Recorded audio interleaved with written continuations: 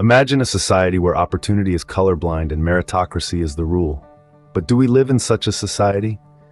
Picture our societal makeup. 65% white, 15% black, and the remaining 20% are Hispanics and others. These aren't just cold, hard numbers. They embody the complex dynamics of opportunity and achievement in our society. They tell a story, one that's not always comfortable to hear. Visualize an aspiring student or a job seeker. In a world where opportunity is truly colorblind, their race wouldn't affect their chances. But the reality we face is different. The numerical dominance of whites statistically enhances their probability of securing high-tier employment and prestigious educational positions. This isn't about questioning individual merit. It's about acknowledging an uncomfortable truth. When the playing field is skewed by numbers, opportunity isn't always distributed fairly. This is not about questioning individual merit. It's about acknowledging the disproportionate advantage inherent in numbers. Through Marcus's experience, we see the tangible consequences of neglecting affirmative action and DEI policies. Marcus, a black gentleman, skilled and driven, steps into the competitive arena of New York City, vying for one of the 3 esteemed roles available. The applicant pool is as diverse as the city itself, with 4 white males, 2.5 white females, 1 Hispanic male, 1 Asian male, and 1 black woman, all equally qualified. Yet, as the selection process unfolds, the outcome, though disheartening, is sadly predictable. The roles are ultimately secured by 2 white men and 1 white woman. This is not a reflection on Marcus's capabilities or qualifications. Rather, it's a stark illustration of a broader systemic issue. Due to the statistical majority, individuals from majority demographics are often perceived as more competent, more fit for the role. This is not about individuals, it's about the system. This isn't a tale of a single man's struggle. It's a narrative that echoes across meeting rooms, boardrooms, and classrooms nationwide. It's a story that underlines the importance of affirmative action and DEI.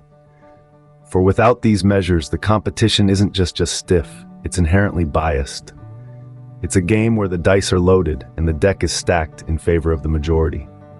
Marcus's ordeal is not an isolated incident, but a stark illustration of the systemic barriers erected in the absence of affirmative action and DEI. His predicament forces us to question our complacency, to challenge the status quo. It's a reminder that we must strive harder, push further, and demand more of ourselves and our institutions. For in the end, the pursuit of equality is not just about ensuring Marcus gets a fair shot. It's about ensuring that every Marcus, every Maria, every May, every Mohammed, and every Molly, regardless of color or creed, gets an equal opportunity to compete, to succeed, to thrive. It's about creating a society that truly values diversity, equity, and inclusion. This isn't solely about individual opportunities. It's about rectifying a collective imbalance.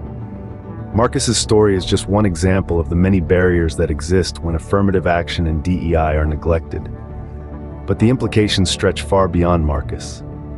These barriers not only disadvantage individuals like him, but also deprive our society of the richness diversity brings.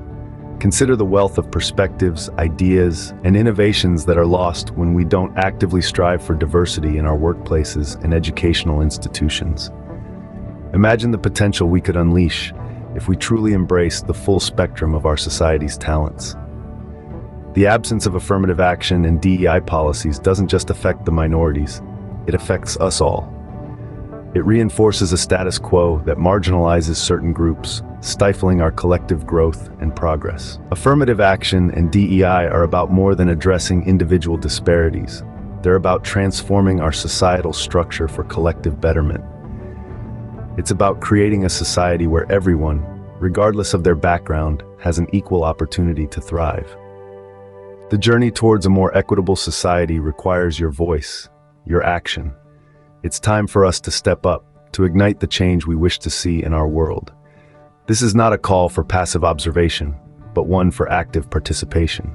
It's about facilitating conversations, challenging norms, and advocating for policies that foster diversity, equity, and inclusion.